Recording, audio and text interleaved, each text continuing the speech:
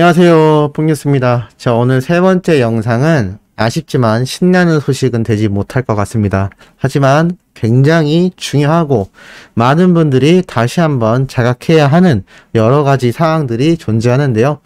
우선 첫 번째 소식으로는 바로 뽕숭아학당과 사랑의 콜센터에 대한 이야기입니다. 자, 우선 뽕숭아학당의 경우 이번 7월 28일 바로 내일이죠. 수요일 저녁 10시부터 다시 일정이 잡혀 있습니다. 바로 특별판 1부 그리고 특별판 2부라고 되어 있는 걸 볼 수가 있는데요. 자세히 보면 이 방영된 회차가 20회라고 나와 있는 것을 볼 수가 있습니다. 자, 마찬가지로 목요일도 한번 볼까요?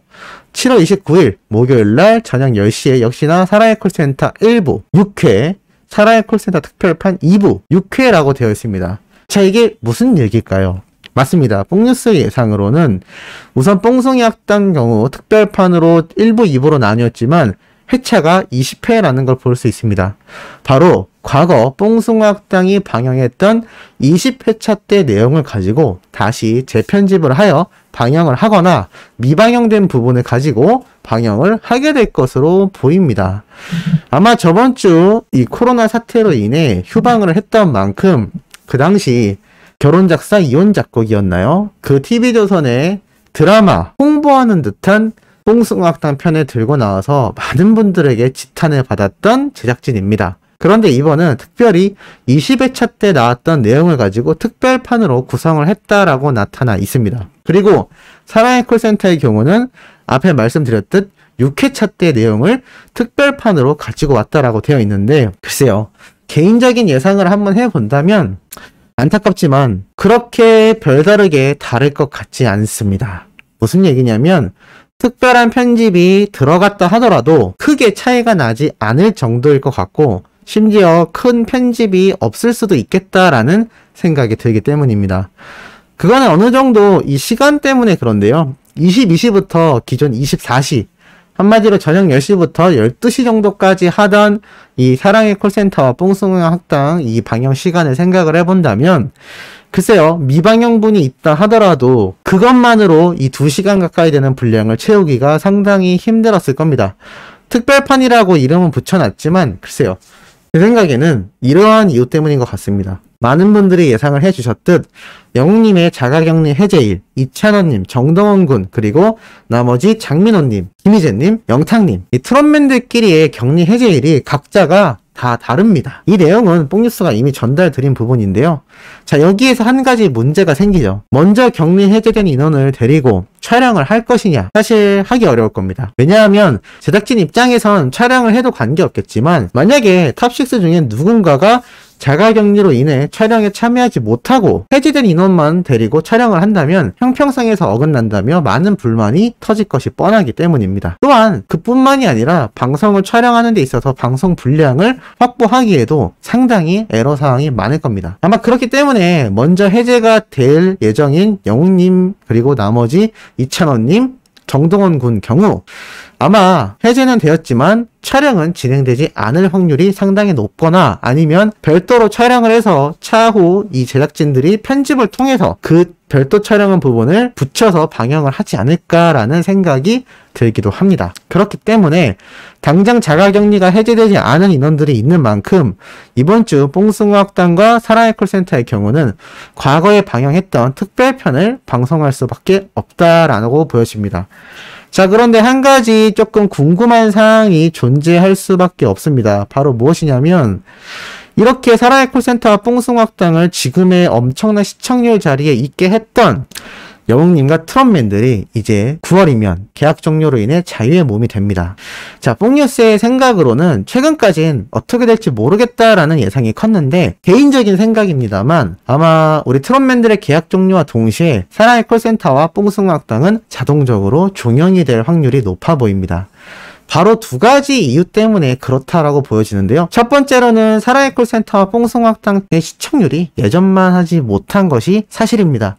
이게 뭐 제작진의 패착도 있겠고 또 비슷한 형태의 고루한 기획을 진행하다 보니 더욱더 시청률이 낮아질 수밖에 없을 겁니다. 그리고 두 번째로는 이러한 예상이 많이 나오고 있습니다. 9월달쯤부터 이 TV조선에서 새롭게 진행하는 내일은 국민가수가 방영될 것 같다 없다라는 의견이 상당히 나오고 있습니다. 현재 내일은 국민가수가 7월 31일까지 모집자들을 모집하고 있는 기간인데요. 이게 종료되고 난다면 8월달부터 차츰차츰 예선과 여러가지 촬영 일정을 통해서 9월달쯤이면 이제 본격적인 경연대회를 여는 방송이 진행되지 않을까 싶습니다. 사실 어느 정도 확률이 높을 수밖에 없는 이유가 바로 트롯맨들이 그 시점에 딱 계약 종료가 되기 때문입니다. 계약 종료가 된 트롯맨들을 위해서 콜센터와 뽕숭악당 일정을 내버려 둘까요? 그리고 이 탑6 멤버 모두가 똑같이 콜센터와 뽕숭악당에 출연하지 못할 수도 있습니다.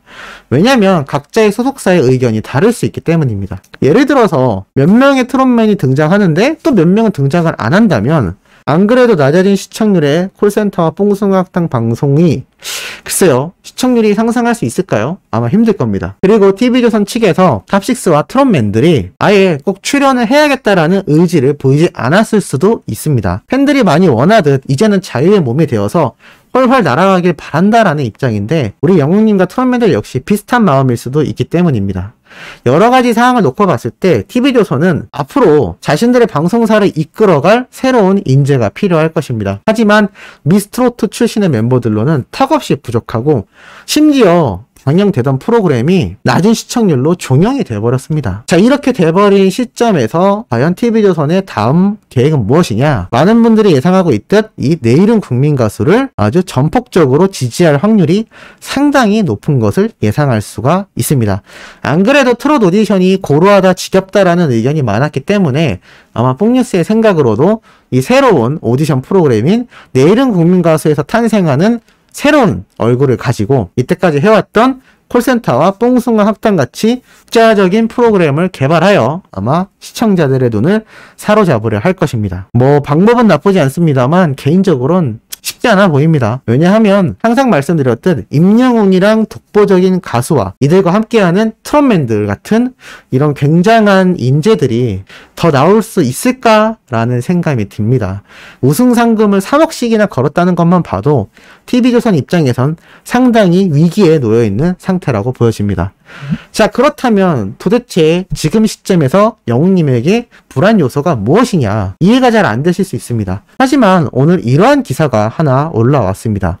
바로 이 영탁 막걸리 제조사 영탁 임영웅 관련 상표 무더기 출원 시도라고 되어 있습니다. 최근 뽕뉴스가 말씀드렸죠. 이 영탁 막걸리 홍보 모델 재계약을 놓고 영탁님과 예천양조라는 이 영탁 막걸리를 개발한 제조업체와 여러 가지 분쟁이 있었습니다. 뭐 여기에서 뽕뉴스가 누구의 편에 드냐 안 드냐가 중요한 게 아니라 나와 있는 기사 내용들로만 팩트를 주고 본다 하더라도 이 예천양조라는 제조업체 측의 상표 특허청 출원 관련된 여러 가지 논란이 지금 나오고 있는 것 같습니다.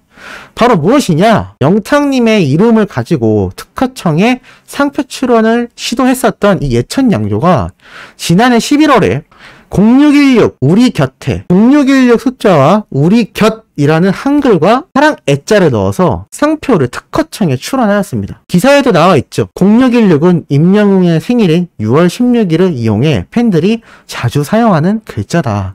임영웅의 공식 팬카페 영웅시대 홈페이지 주소도 영어로 히어로 0616이다라고 되어 있습니다. 이 예천양조라는 곳이 미스터트롯을 연상하는 상표를 처음 출원한 게 작년 1월 28일이었다고 합니다. 이 당시에 출원했던 상표명이 영탁, 그리고 이 영탁이란 이름으로 출시하려던 제품이 막걸리였다고 합니다. 이 당시 영탁님이 미스터트롯 방송에서 막걸리 한 잔이란 노래를 불러서 화제가 된 지 고작 5일밖에 되지 않았던 때라고 합니다. 당연히 이 상표 출원은 특허청에서 거절됐는데요. 영탁이라는 이름을 가진 가수 영탁님의 동의가 없었기 때문이라고 합니다. 이로 인해 뭐 사전 협의 없이 자신들의 유튜브 광고에 영탁님의 이미지도 사용하고 초상권 침해 논란도 생겼지만 이후 영탁 막걸리의 모델로 영탁님을 발탁했기 때문에 어느 정도 덮어진 거라고 합니다. 문제는 이러한 예천양조의 특허청에 상표 출원하는 행위가 계속적으로 이어져 갔다고 합니다. 그런데 중요한 건 영탁님 뿐만이 아니라 뽕뉴스가 말씀드렸죠. 방금 말씀드렸듯 이 영웅님의 상표 특허 출원을 이들이 이미 시도를 한 상태입니다. 자, 여기 보면 딱 나와 있죠. 이 특허청에 상표 출원할 수 있는 사이트에 검색해보면 바로 알 수 있습니다. 실제로 기사에 난 것처럼 0616 우리 곁에. 자, 출원인의 이름은 가렸습니다. 출원 일자는 2020년 11월 2일. 작년 11월 2일에 이거를 출원 신청을 한 겁니다. 자, 그래서 이게 뭐냐? 자세히 살펴보면 영웅님의 생일로 만들어진 이름이다라는 설명과 똑같이 들어가 보면 전부 다 경상북도 예천군에 있던 그 김모 대표님의 이름과 관련된 인원들의 출원인 정보를 확인할 수가 있습니다. 야, 이거 누가 봐도 고의적으로 만들었다라고 보여지지 않습니다. 중요한 건 이게 무슨 항목이냐? 똑같습니다. 막걸리. 자, 그러면 답이 나오지 않나요? 영웅님의 생일인 6월 16일을 우리 곁에라는 이름을 붙여서 이 영탁님과 논란이 불거진 예천양조 측에서 이 예천양조 대표들과 주변인들로 보이고 주소도 예천군으로 되어 있는 이들의 이름이 이 신청한 정보란에 들어가 있고 해당 품목은 막걸리입니다. 이쯤 되면 뭐 또 다른 내부 사정이 있을진 모르겠습니다만 이들이 고의적으로 우리 트롯맨들을 이용해서 자신들의 자사 제품을 홍보하기 위한 수단으로 활용하려는 것밖에 보이지 않습니다. 자, 이 상표 출원이 얼마나 큰 문제를 불러올 수 있는지 뽕뉴스가 얼마 전 설명을 드렸습니다. 영웅컵, 영웅글러브 등 영웅님의 이름을 가지고 여러 가지 상표 출원을 하여 독점할 수 있다라고 말씀드렸는데 실제로 그러한 현장을 뽕뉴스가 목격할 수 있었습니다. 바로 무엇이냐? 여기 보면 놀랍게도 영웅시대 이름으로 이미 상표 출원을 한 사람이 있습니다. 영웅시대 마이 히어로. 아예 영웅시대도 존재합니다. 각각이 2020년 4월 3일, 2020년 12월 7일 날 출원을 한 곳은 등록이 됐고 한 곳은 출원 신청을 한 상태입니다. 심지어 영웅시대 마이 히어로라고 한 곳은 2020년 4월 3일 날 신청을 하여 2021년 3월 3일, 최근 3월 달에 등록이 돼버리고 말았습니다. 이제 영웅시대 마이 히어로로 영웅님 소속사에서도 상표 출원을 할 수가 없는 상태입니다. 그러면 이 사람들의 품목은 무엇이냐? 스티커, 긴팔 티셔츠, 반팔 티셔츠, 야구모자, 조끼, 오락 용구 및 장난감이라고 되어 있습니다. 이거 딱 봐도 뭔가요? 맞습니다. 영웅님의 이름을 빙자한 굿즈를 판매하려는 쇼핑몰의 행위로 보입니다. 야, 이게 정말 말이 되나요? 뽕뉴스가 우려했던 것이 이미 벌써 벌어지고 있습니다. 사실 0616 우리 곁에라는 이 상표 출원은 뽕뉴스가 처음 영웅님의 상표권에 대한 이야기를 할 때 이미 파악을 해놨습니다만 혹시나 뭐 소송 분쟁에 휘말릴지 몰라 말을 하지 않았습니다만 이렇게 기사화가 됐기 때문에 뽕뉴스가 이제 와서 공개를 할 수 있었던 겁니다.